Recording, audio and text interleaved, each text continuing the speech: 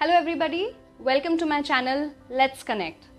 और आज जो मैं वीडियो लेके आई हूँ ये कंटिन्यूएशन वीडियो है। जो लास्ट डे हम लोगों ने एक वीडियो देखा था जिसमें लिखा है कि 15 डेज में you can start speaking in English. So today is day 1 of that video.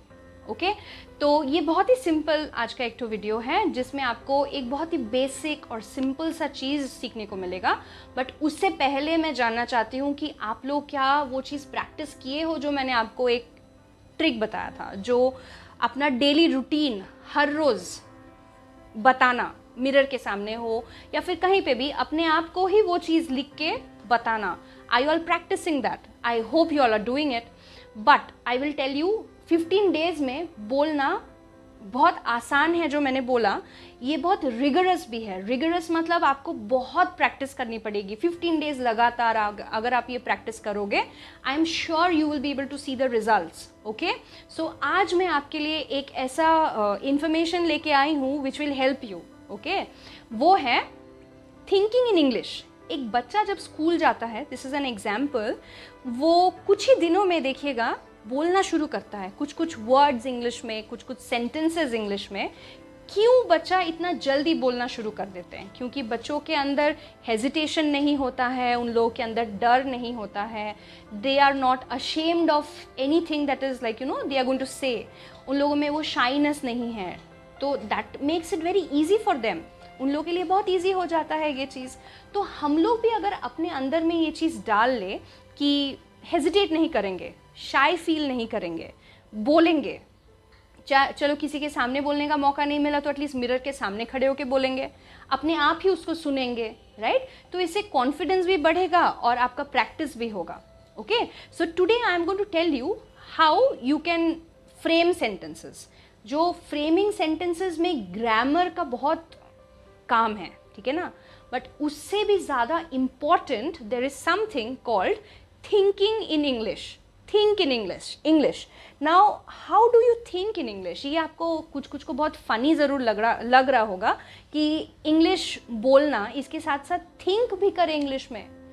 हाँ, ज़रूर आपको करना पड़ेगा, नहीं तो फिर आपके लिए वर्ड्स सेंटेंसेस में डालना बहुत डिफ़िकल्ट हो जाएगी, राइट? तो कैसे हम लोग थिंक करते हैं इंग्लिश में? कोई भी एक वर्ड ले लीजिए, हम लोग अपना मदर टंग में बोलते हैं ना, वो देखो सूरज उगा है, राइट? चांद कितना सुंदर लग रहा है, कितने सारे तारे हैं, ये सब बोलते हैं। तो ये जो वर्ड्स है इसको रिप्लेस करो इंग्लिश वर्ड्स के साथ। स्टार्स देखो कितने सारे आए हैं, राइट? सन कितना ब्राइट है, मून कितना शाइन कर रहा है। तो मैंने जो भी वर्ड्स है इसको मैंने रिप्लेस किया इंग्लिश वर्ड से।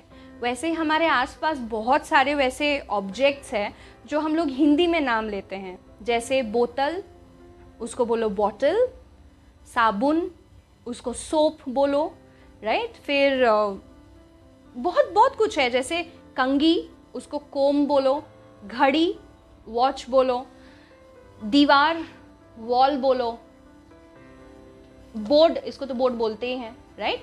तो ऐसे करके बहुत सारी चीज़ें हैं जो हम लोग हिंदी में यूज़ करते हैं। We can start using English words for them, right? तो फिर इसमें क्या होगा, आप सोचने लगोगे इंग्लिश में, आपको ट्रांसलेट करने का ज़रूरत नहीं पड़ेगा। क्योंकि अगर आप ट्रांसलेट करने लग गए आपका फ्लुएंसी नहीं आएगा, आप सिर्फ ट्रांसलेट करते ही रह जाओगे। दिमाग में ट्रांसलेशन चलेगा, मुंह से वर्ड नहीं निकलेगा। तो आप सोचो कौन सा चीज़ को क्या बोला जाता है। आप पहला 1-2 दिन उस चीज़ पे प्रैक्टिस करो, राइट? फिर अपने आप से पूछो, how was my day today? My day was good. I got up in the morning at 5 AM. Then I drank a cup of tea. After that, I had my breakfast. I took bath. I went to office. फिर उसके बाद जो भी तुमने किया वो चीज़ को एक सेंटेंस बनाओ एंड मन ही मन में वो चीज़ को प्रैक्टिस करो। Keep practicing. कभी भी जब भी आप फ्री हो, कॉफ़ी पी रहे हो, चाय पी रहे हो, किसी के साथ बैठे हो, फ्री बैठे हो, कीप प्रैक्टिसिंग। जस्ट 2 मिनट लगेगा ये चीज़ करने में। It's just 2 minutes affair, right? Just think and frame a sentence, मन ही मन में बोलो, राइट? फिर जब पूरा कॉन्फिडेंट हो जाओगे 1-2 दिन में, मिरर के सामने खड़े होके बोलो।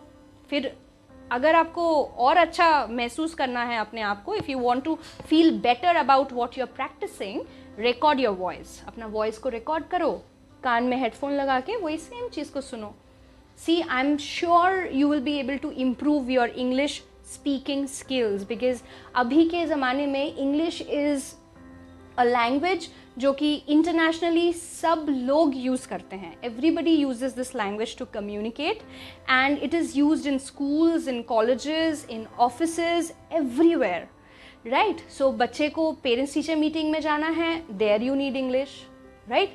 फिर कोई दोस्त से मिलना है, ऑफिस का इंटरव्यू है, देयर यू नीड इंग्लिश. बच्चे को पढ़ाना है, सिंपल, इंग्लिश मीडियम में बच्चा पढ़ता है, उसको पढ़ाना है, यू नीड इंग्लिश, राइट. सो ये आपको बहुत मदद करेगी. It is a skill, right. और ऐसा मत सोचो कि हम लोग हिंदुस्तान में रहते हैं, इंग्लिश को क्यों इतना हम लोग इम्पोर्टेंस दे रहे हैं.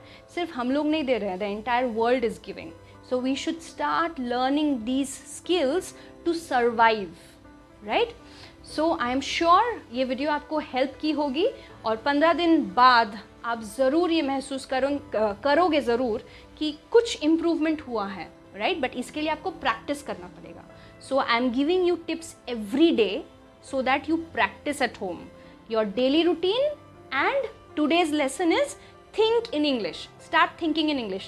तुरंत ग्रामर में नहीं चले जाइएगा. सिंपल अपना डेली रूटीन प्रैक्टिस कीजिए और कुछ कुछ जो वर्ड्स आसपास में है, सामान जो है, उसको इंग्लिश में उसका नाम जानिए, पता कीजिए, राइट. तो क्या होगा, आपके लिए और आसान हो जाएगा. ग्रामर में तो हम लोग आएंगे बट कुछ दिन बाद. अपने आप को कंफ्यूज नहीं कीजिए, go easily, okay. This is one easy way. Excuse me, this is a very easy way. Practice it and see you'll be able to achieve. So मिलेंगे अगला वीडियो में, day 2. Stay tuned. Thank you so much, and before that please like, share and subscribe to my channel and hit the notification button. Thank you.